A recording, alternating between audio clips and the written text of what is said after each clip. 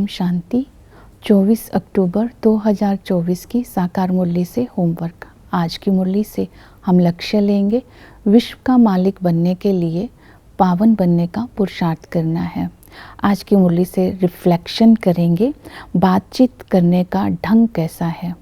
दूसरी अपनी चेकिंग करेंगे कि अपवित्र कर्म तो नहीं होता। तीसरा अपने अंदर देखेंगे कभी किसी भी बात में हम किसी को तंग तो नहीं करते, किसी भी बात में, चाहे मनसा से, वाचा से, कर्मणा से। तो विश्व का मालिक बनने के लायक हैं, ये भी अपने कर्मों से, अपनी चलन से अपनी चेकिंग करेंगे। बाप द्वारा जो हमें वर्षा मिलता है, खजाना मिलता है, उसको मैं कितना सेवा में यूज़ करता हूँ, अर्थात मेरी बुद्धि में, मेरे जीवन में वो खजाना कितना धारण हुआ है, ये चेक करेंगे। आज हम स्वमान लेंगे, मैं खुश नसीब आत्मा हूँ। संगम युग की प्राप्तियों को बुद्धि में रखकर खुशनुमा चेहरे के द्वारा आज चलते फिरते उठते बैठते हम सेवा करेंगे। अपने खुशनुमा स्थिति के द्वारा, खुशनुमा चेहरे के द्वारा। इसके साथ साथ आज हम पुरुषार्थ करेंगे, याद के ऊपर अटेंशन देंगे, श्रीमत पर और चक्र के ऊपर। याद के लिए आज बाबा ने कहा कि बाप को याद करने से ही तुम्हारे पाप कट जाएंगे। याद करने की विधि है अपने को आत्मा समझ बाप को याद करना है, तो आत्मा का चिंतन करना है। मैं आत्मा हूँ, मैं शरीर नहीं हूँ। छोटी सी आत्मा में ही 84 जन्मों का पाठ नूंदा हुआ है। मैं आत्मा इस संगम पर जन्म लेते लेते अब आयरन एजेड बन गई हूँ।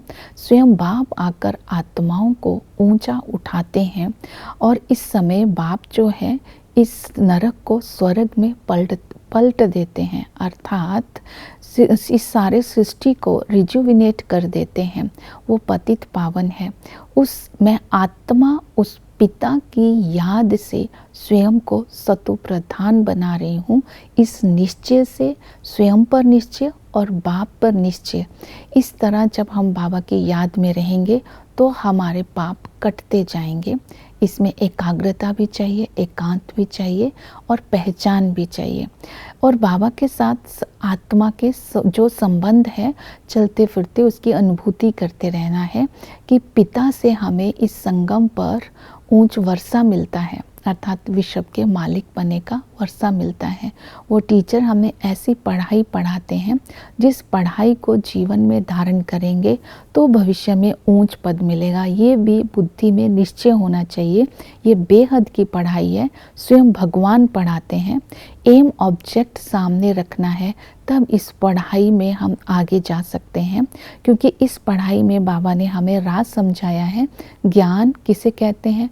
ज्ञान, भक्ति और वैराग्य, तीनों का राज बुद्धि में रखेंगे और स्व का पुरुषार्थ करेंगे, ज्ञान की धारणा करेंगे, तब विश्व का मालिक बनेंगे।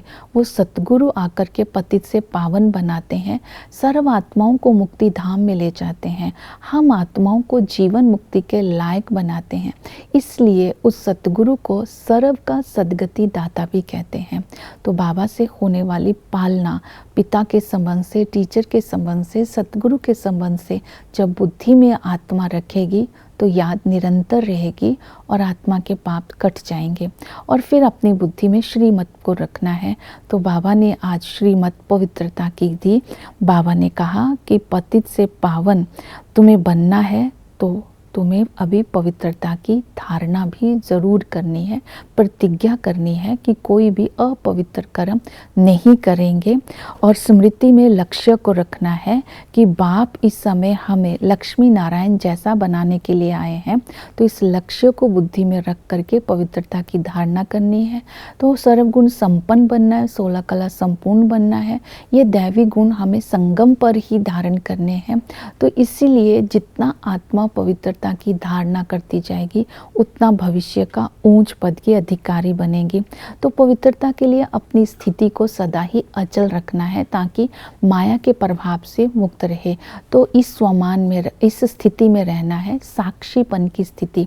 सब कुछ साक्षी होकर के ड्रामा के हर खेल को देखेंगे तो आत्मा माया के प्रभाव से मुक्त रहेगी और पवित्रता की धारणा को अपने जीवन में धारण कर सकती है और सदा ही खुश रहने का भी पुरुषार्थ करना है और चक्र को बुद्धि में रखना है। बाबा ने आदि मध्य अंत का ज्ञान हमें दिया।